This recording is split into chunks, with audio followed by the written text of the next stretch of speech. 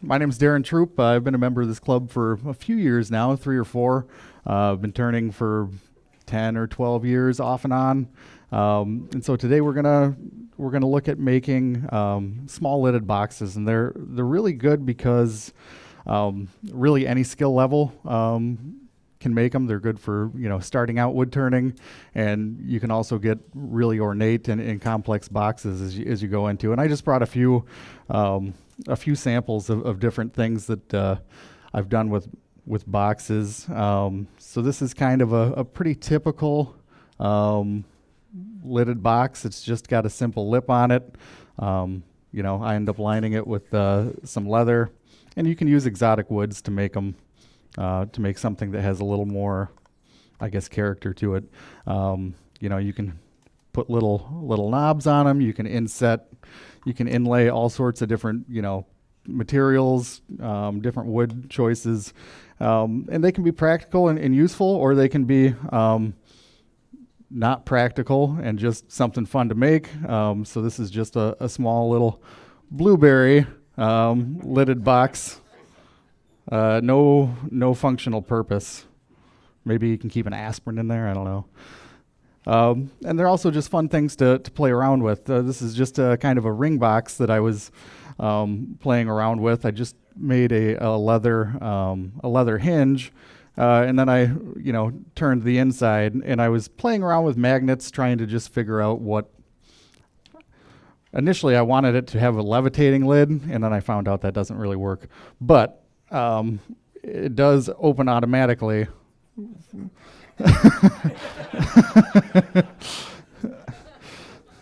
Yeah, so they're fun to play around with and make mistakes or not make mistakes. But if it's my typical wood turning, I'd say probably going to make a couple of mistakes.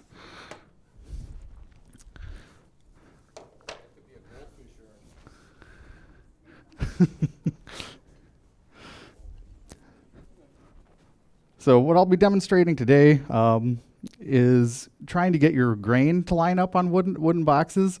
And a lot of the issues typically where you have the grain that doesn't line up is because you're using a parting tool, and you've got to make space for that parting tool so it doesn't bind as it's turning. So the gap always ends up being a little bit wider.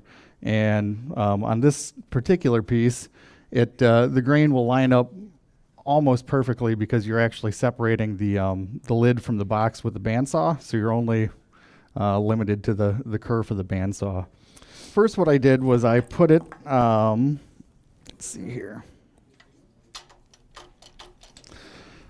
I put the piece of wood between centers, and I turned a tenon that will fit the scroll chuck that we will have a key to soon. So I turned the tenons down so it'll fit the scroll chuck. And again, you're going to use a dovetail with all of these jaws. That's going to hold it securely in place. And so I'll turn it between centers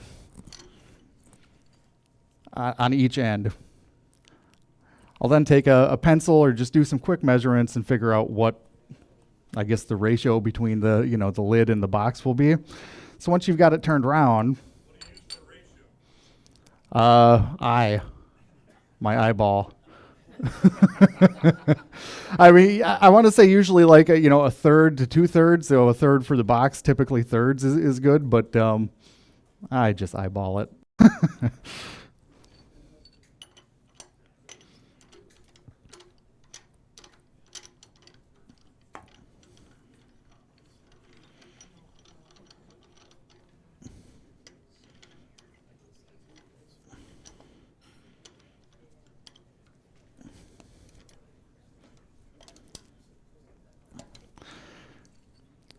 And so yeah, once I determine what my lid height is going to be, I'll take it over to the bandsaw, and you still want to do it when it's square.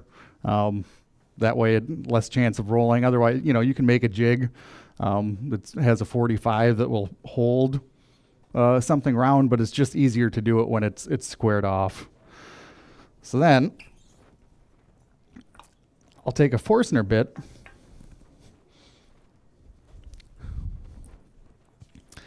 and I'll drill a hole into my base. And it doesn't have to be all the way down to the bottom of what you're working on. It can just be you know, a quarter inch, third of an inch, something that you can actually glue into the block of wood. And I'll take my Forstner bit and I'll drill it, and I'll do the same thing with the lid. I'll take that off, put it in the chuck, and then drill a hole. I'll then chuck up another piece of wood, and it can be the same color. In this case, this is a mulberry, and this is maple, but I like to use contrasting wood colors. So then you take another piece of wood on your lathe and just turn it round to whatever the diameter of your drill bit is. And that's going to take a little bit of, you know, I'm not a machinist, hard to do machining by hand, but you know, it's going to take a lot of trial and error, and you're going to kind of, you know, slowly creep up on this lip or this tenon. Then all you have to do is just glue it in. And you want a nice snug fit, because when you put this back on, you don't really want it coming off, and we'll put the tail stock up anyways. And on this particular piece then, I also just took a scrap piece of thin maple veneer, and I drilled a hole through that with the same drill bit and slid it over. So that'll provide a nice, I guess, a definition between the box and the lid. And because it's just about the same thickness as my bandsaw blade, you can see that there's really no deviation in the grain pattern whatsoever. And you don't have to put this piece in. It's just something I like to do.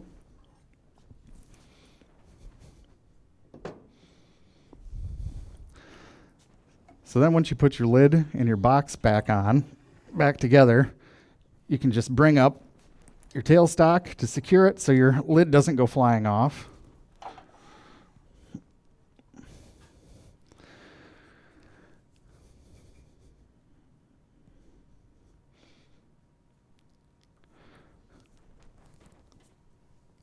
I always do a test before you turn anything off, and also for safety purposes, I'm going to take my ring off.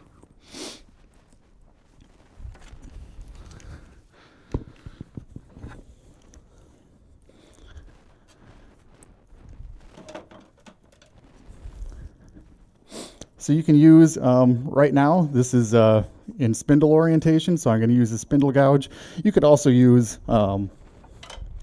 carbide tools as well. They work really well also. But I think for now I'll just stick with using a spindle gouge.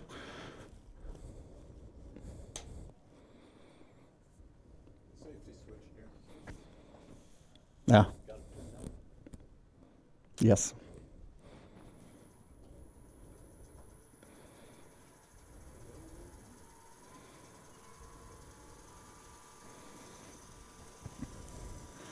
So you're just going to be knocking the corners off right now. So turning partly air, partly wood. And so it's a little tougher at this point. Normally what you want to do is always ride the bevel. And it's a little bit tricky, especially if you are relatively new when you're turning the corners, to figure out if you're riding the bevel or not.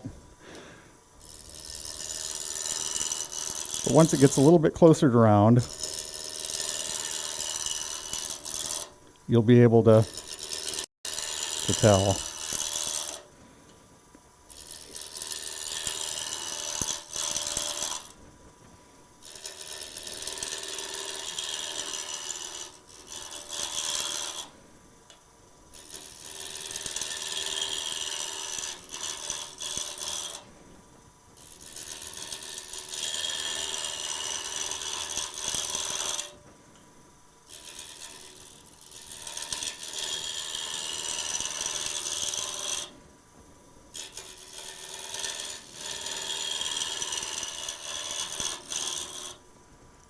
And I can see there's still some corners, and if I put you can see it's bouncing there. So we still got a little ways to go before we get to round.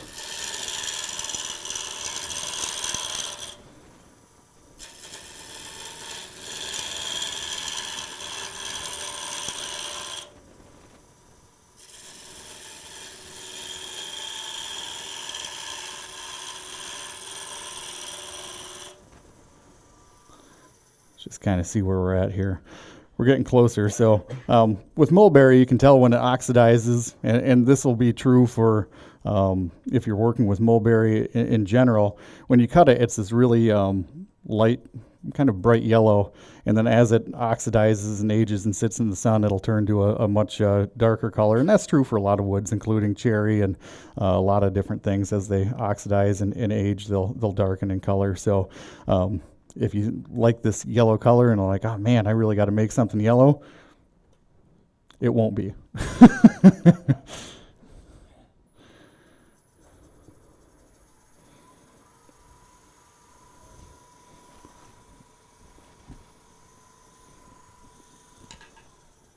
Before I get going any further, I can see a mishap.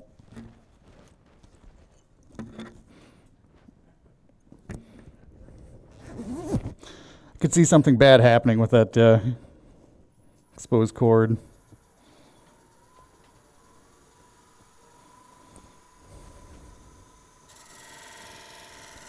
And see, I don't know if you probably can't see right now, but you can hear it. It's riding the bevel, but it's not cutting anything. So I'm just going to slowly bring it down until I start to have shavings come out.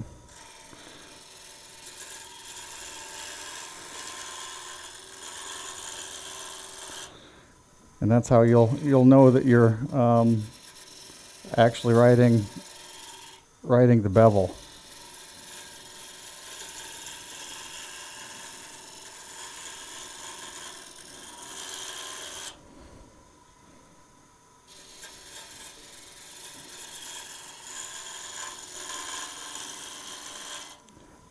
Would somebody want to grab me a shorter tool rest too? I'd like to get a little closer to the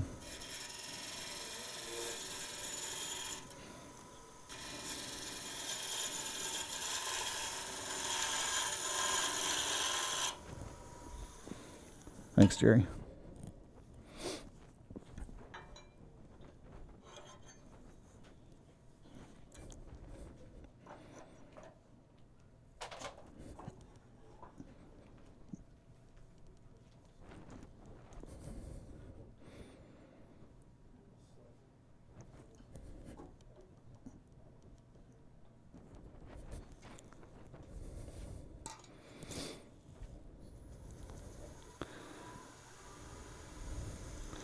So we're almost rounded off here.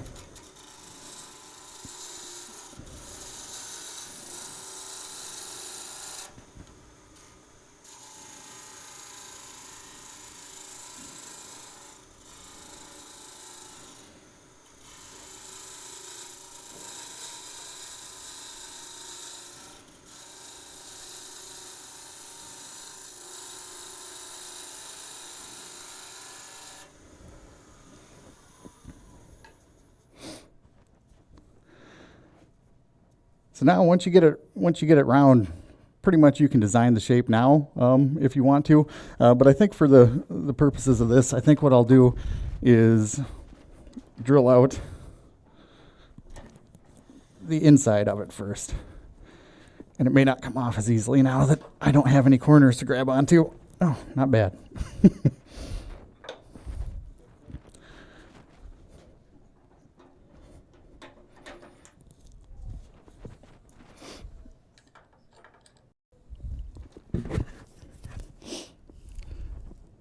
So now, because when I'm going to be hollowing now, it's going to be end grain, it's a lot harder to cut with a bowl gouge. And when you're working with boxes, then you're also limited on, the movement of your tool. So what I like to do is at least hog out the majority of it when I'm doing end grain with a Forstner bit. And all I did was just, I went through the bits and kind of picked one that I felt was a reasonable size smaller.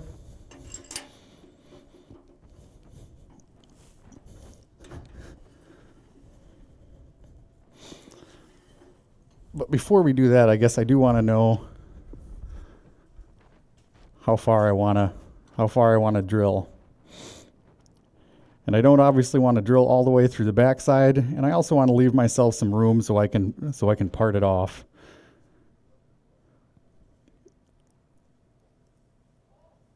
So I'll just use my little depth gauge and just eyeball it again and figure out how deep it is I want to go. And I can transfer that to the drill bit, which I guess I can mark it up.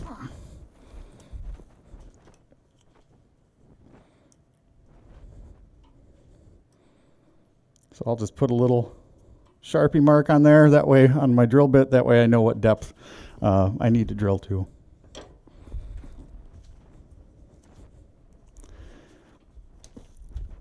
And with this style of bit, when I measure from the tooth, so the tooth and then this boring point will go down further. So when I drill to there, I also probably, will want to take the time afterwards to clean up the ring that gets drilled around it as well as the center point.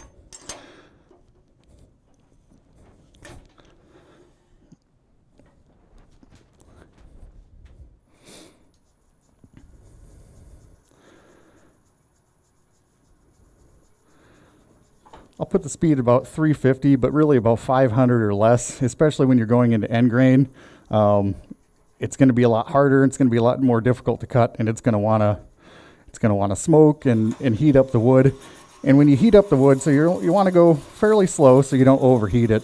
But it can also crack if you heat it up too fast. So if your lathe is spinning too fast, it'll crack.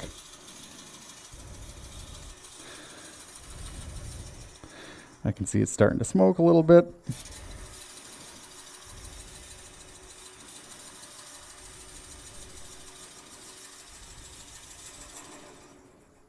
We'll just kind of back it off. And it's a slow process, but it's a lot faster than going in with a parting tool or any other standard tools.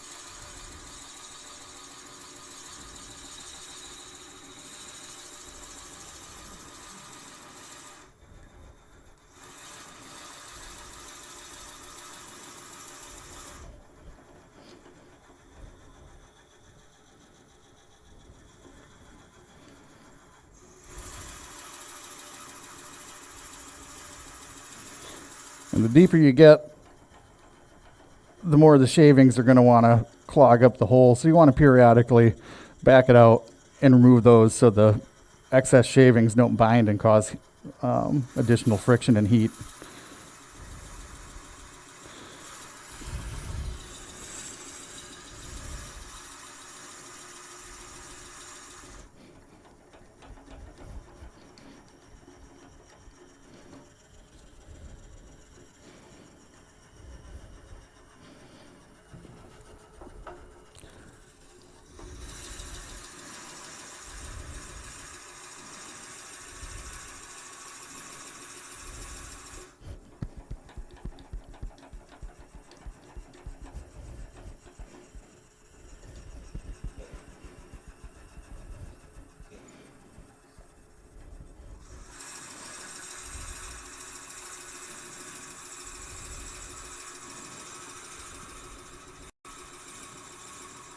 That's probably pretty close. When the Jacobs check turned on me a little bit, now I can't see my mark, so I know approximately where it was.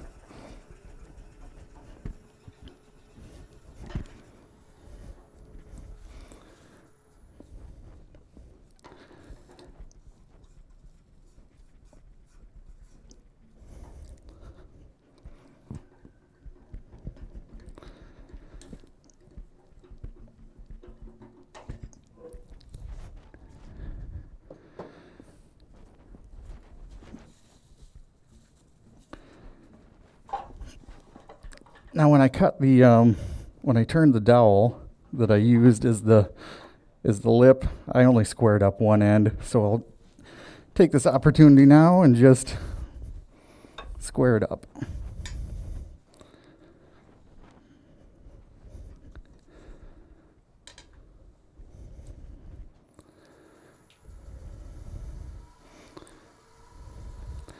So you're turning end grain. You can do it with a spindle gouge, but because you're turning end grain, it's a little easier to just go ahead and do it with a bowl gouge.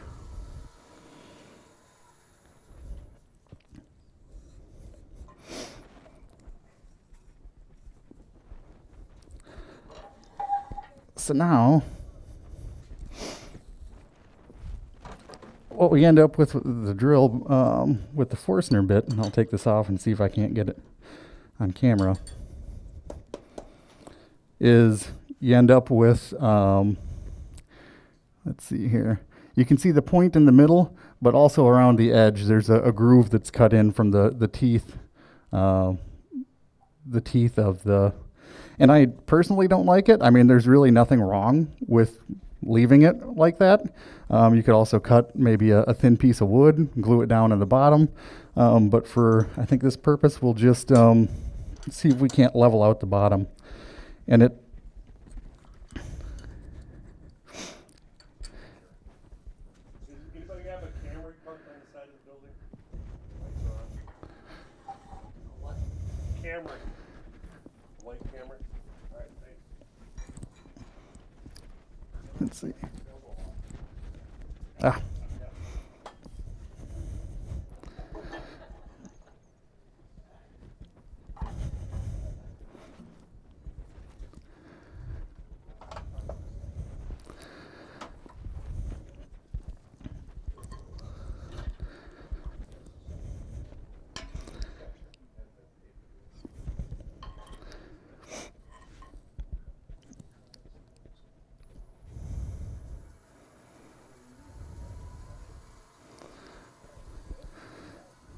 So to flatten out the bottom of it, I'm just going to take a Bedan.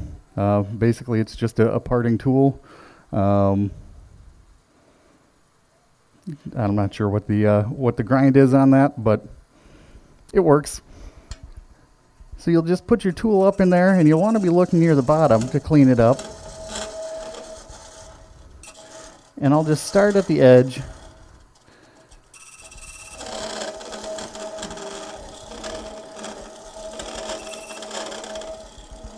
And once it's cutting, I'll just move it back and forth, and once it touches the edge, you can hear that noise there. So what I think I'll do is I'll find that point in the middle.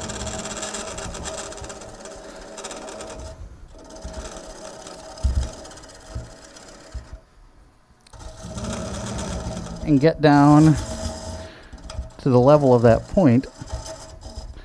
And then I can just step my way back across, and you can see I'm stuck out quite a ways from the past the tool rest. And so if you have a longer handle, that's going to give you a little bit of little more control. I don't know if you can see my hand, my backhand bouncing or not, but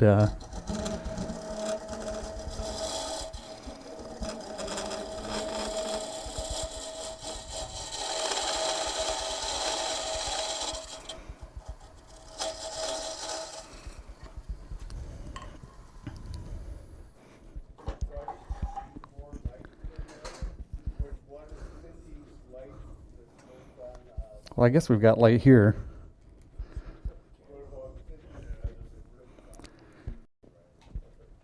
Probably would work well.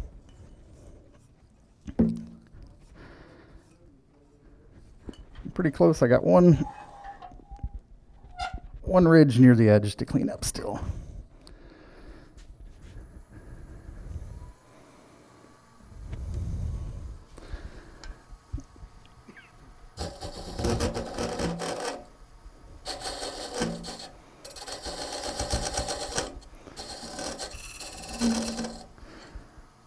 I think that got it. And so, truthfully, I like the look of a nice square edge on the bottom, but from a practicality standpoint of when you're actually making it, trying to sand in a 90-degree corner is really tough. So, a lot of times what I'll do is I'll just take a rounded parting tool, and I might actually do it in reverse normally, but and just kind of give a little bit of a transition from, so you're not trying to sand in a 90-degree corner.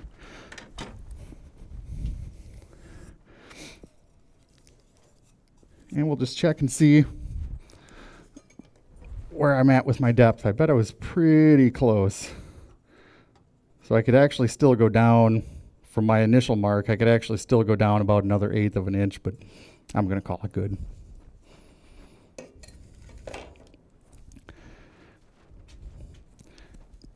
Could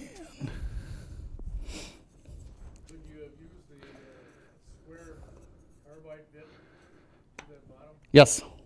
Yep, that works well. And I think I didn't bring it, but I think I don't have the square one. I have like a 4-degree radius or something on mine, which works really well for roughing out some large corners if I haven't rounded it out to begin with.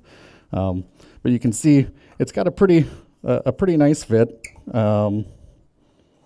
It goes on and it stays on, and it's fairly easy to you can see it. You can actually line up the grain, and you have this small transition from where the cap is, and it lets whoever's buying it, you kind of recognize that it's that's where the lid is. But you could do it without this little spacer piece, and it would be almost, you'd hardly even tell that there was a cut made there.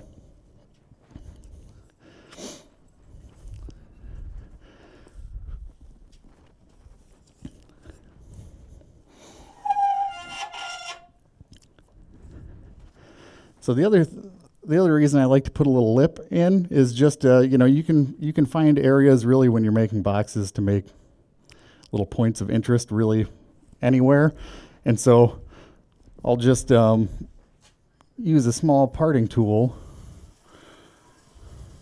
and put a small groove.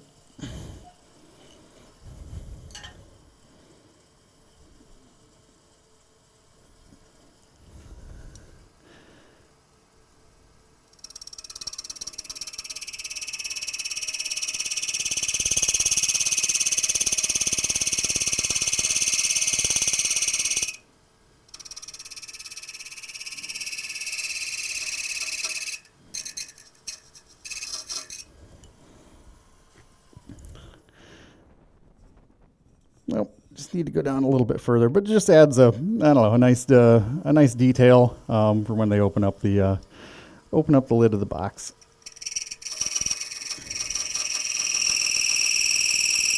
Sorry for the noise.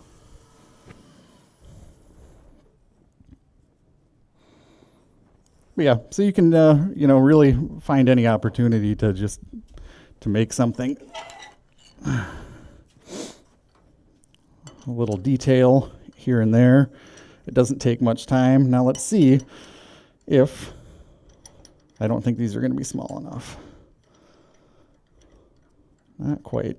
Let's see if I can grab yeah,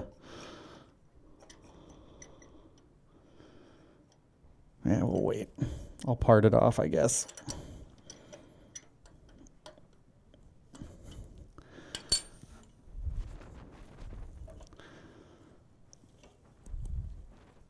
So we know this was the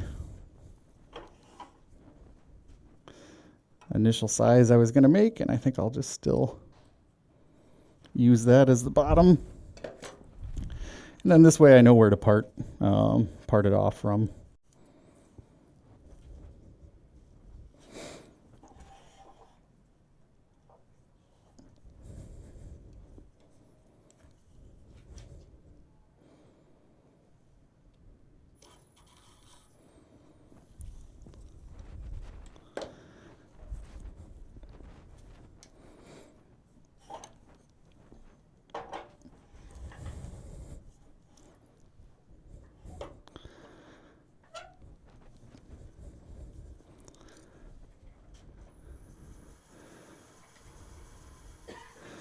I'll just take my parting tool and put it on that line, and you'll be able to feel or hear when it starts to tug and pull, and that's going to be your reference to say, okay, I'm going to need to take my parting tool out, and I'm going to make a little bit of a relief cut behind it. And I'll go in a little ways until it starts to grab again, And then I'll just kind of rotate back and forth each pass.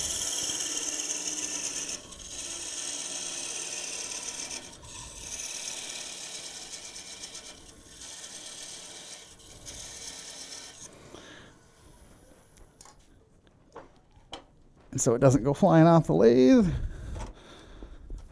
I'll just take a small saw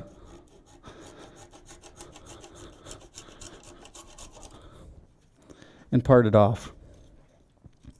So if you want to make some changes, if you want to concave, which is the preferred, you know, it's a good way to have something that sits flat, is you want it to be concave so that it's only touching on the edges. So the jaws didn't really fit this, so maybe I can still use this piece of wood to drill a hole and use that as a jam chuck. And because I used just a drill, I could mess around with a parting tool and fidget with it and continue to try, or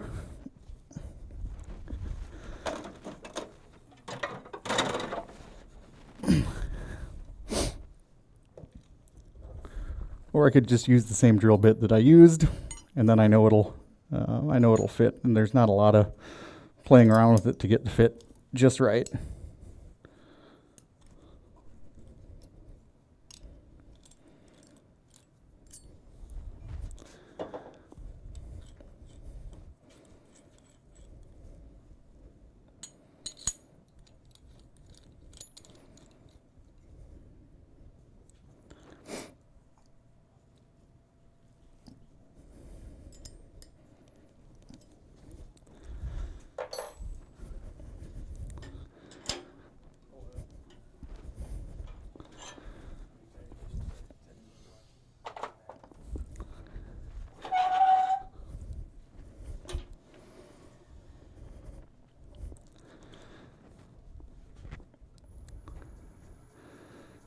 It's the same thing. We're not going to turn it on too terribly fast. I'm at 420 RPMs.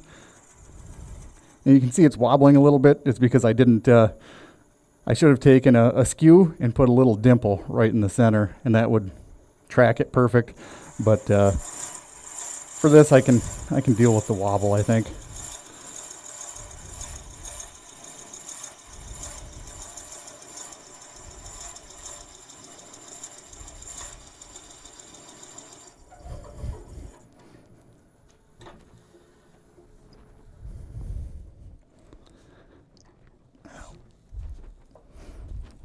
Then we can check the fit, and it's a little bit loose to be a jam chuck, which is probably from the wobble that I didn't correct.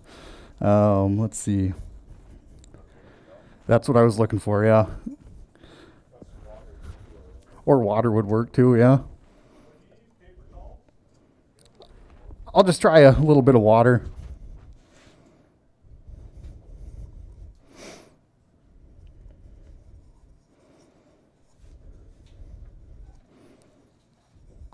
And so you can use water because, well, one, wood normally comes with water when it's growing, but it expands the fibers. So a lot of times I'll either use a paper towel if I'm just a little bit off. Tongue oil, by the way. And that water snugged it right up, actually. Or the tongue oil.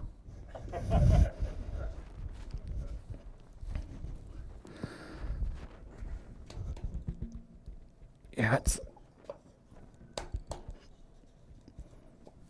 I think we'll stick with that.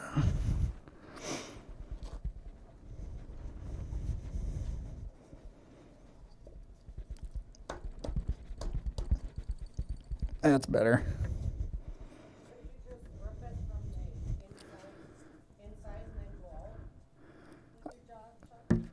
You could, but these ones are too big for the opening on the inside. Otherwise, yeah, you could.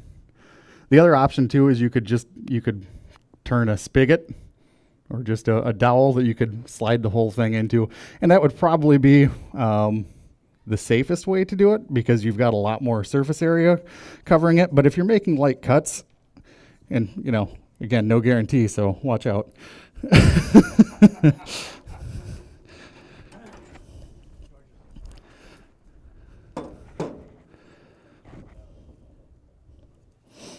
Let's see.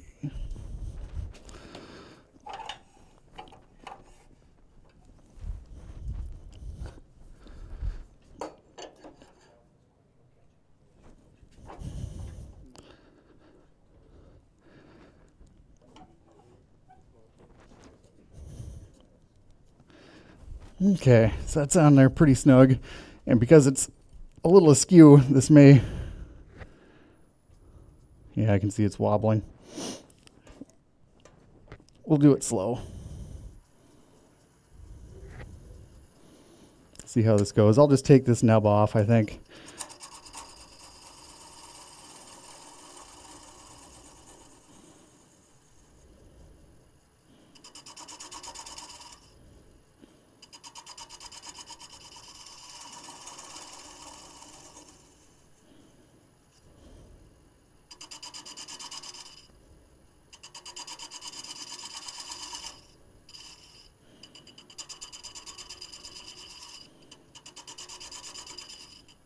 So we're just going to take light cuts, going at a relatively slow speed.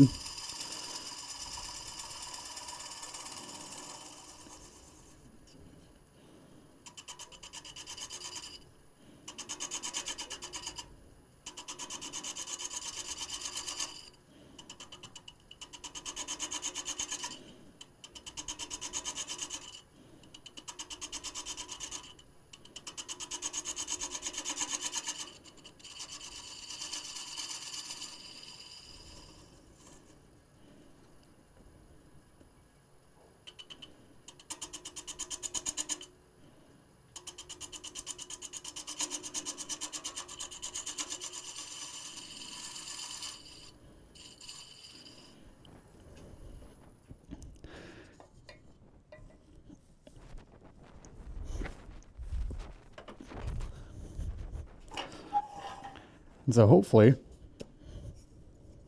what you should have is a box that sits flat.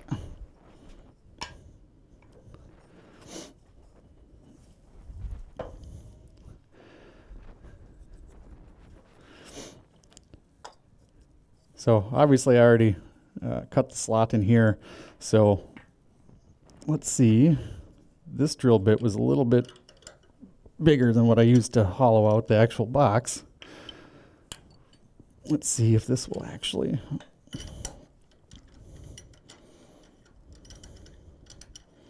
See if it'll fit or not. So close. So close. But let's see.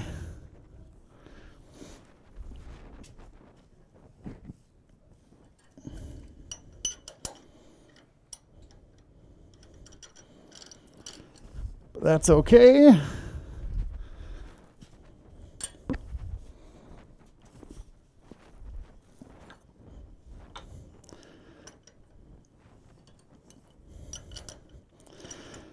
So what I've got here is just a scrap piece of wood that I'm going to use as a jam chuck. I've already turned a tenon on it, and so I'll just stick it in here, tighten it down.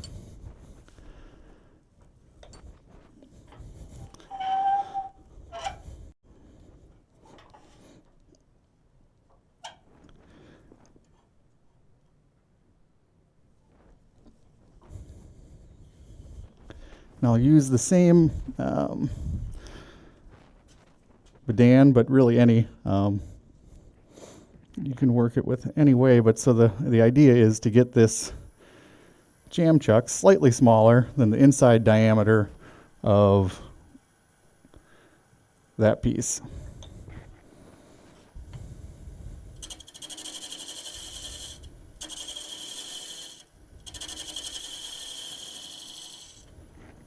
And this is what you'll be doing for most of any and all box turning, is a lot of, nope, it doesn't fit.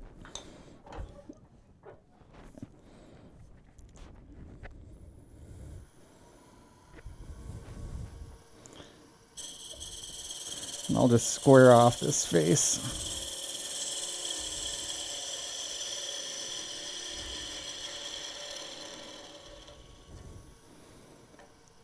And then I'll test it with a small part of it. Because it's really easy to go, okay, I'm really close. I'm just going to give it one light pass, and then all of a sudden, now your lid's, now it's loose. And on a jam chuck, you don't want it to be loose.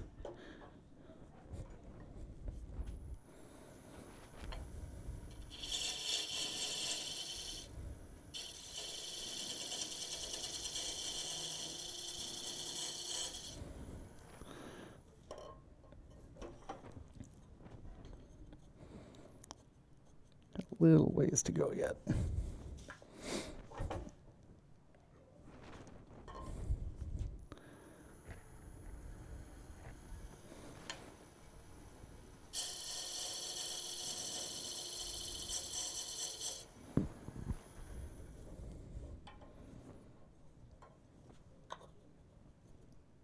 We're getting closer at every pass, folks. Welcome to the excitement.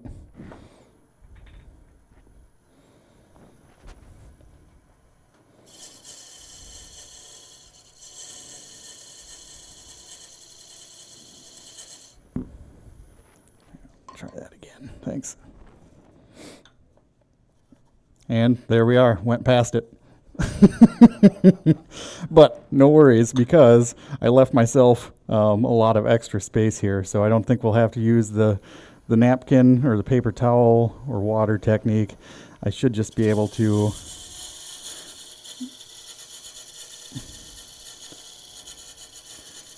bring it just a hair bigger.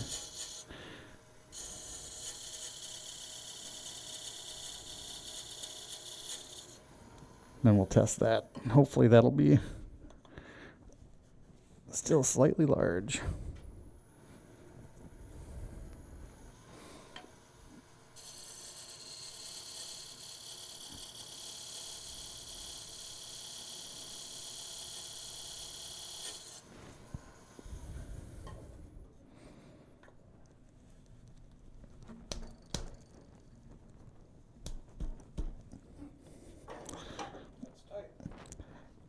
A little too tight.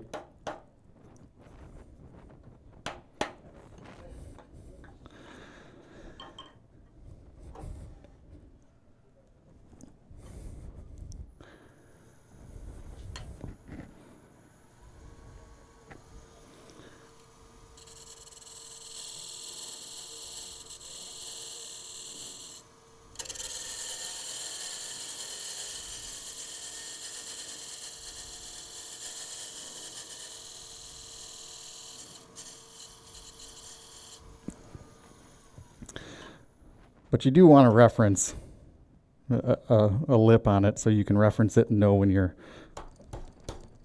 square. And you do have to be careful when you're turning end grain. Yeah, it's not even close to square. That it's not too tight, because you can easily split the grain apart.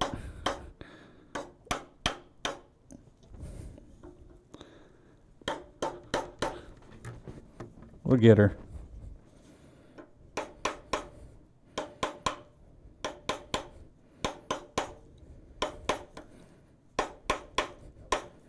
Maybe.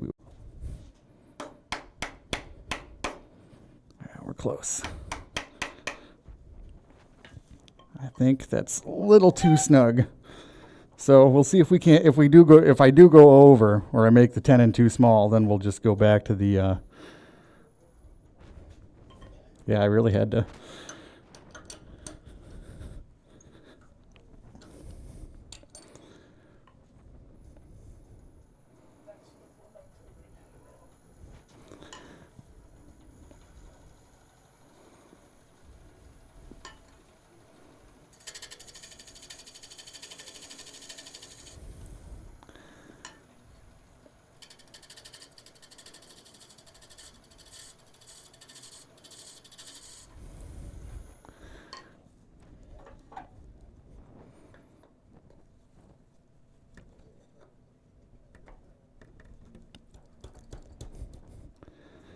Oh, yeah, it's still snug.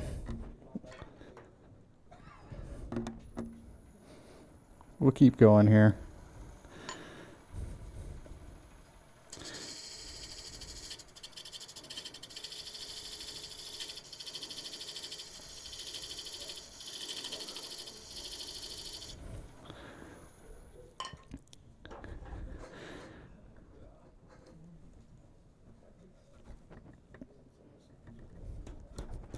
Man.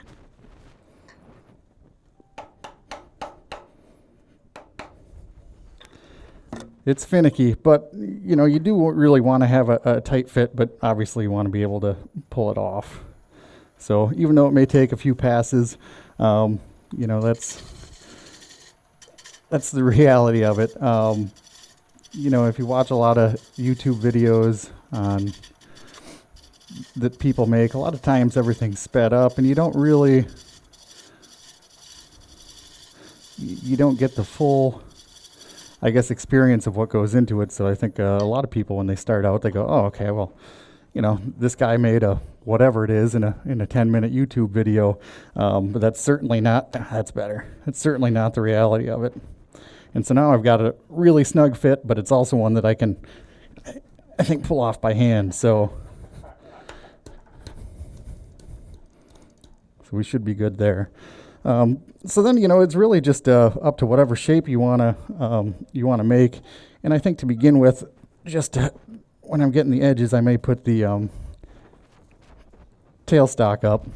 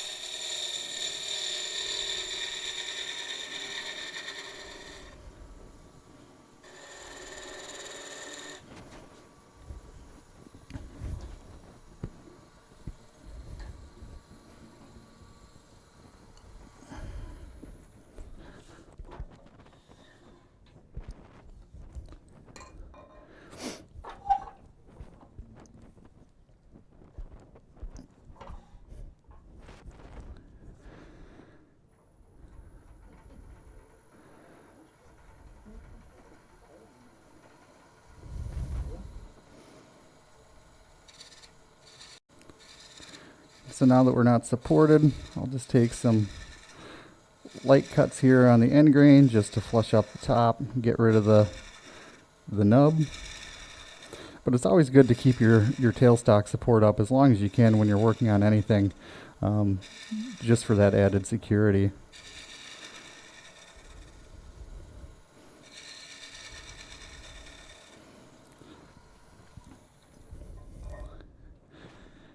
And I'll still end up taking this and at some point. Okay, well, we're on snug again.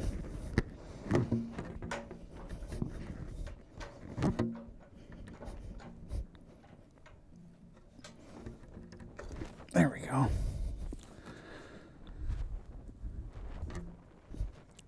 And I think once I get home, on this one, you know, you could have done the same thing. You could have put the tenon back in and cleaned up that, the hole, but I'm going to end up inlaying a piece of wood on the underside of this and then also on the top. So the top wasn't real crucial, but the nice thing about boxes and really anything is that you can sit down and go, I'm going to make this any shape. Now this is just a pretty simple, a simple cylinder, but the principle's the same. So you can still make any shape box you want, any shape lid. It doesn't have to be this style where you have a lip. It could be where the lid is a stopper, you know, and it's a friction fit, but they're pretty simple to make. And if you have a bandsaw or even just a handsaw and you can cut it good, you can, you know, you can have it so your grain, there's almost no change in the grain. So I think that's the end of my demo. I don't know what time we were at here. Anyone have any questions? I can pass this around. It depends. Kind of depends on what it's going to be used for. For boxes, I guess I like the look of a hard wax on top of an oil. But you can use, you know, you can use lacquer, you can use wipe on poly, really anything you want.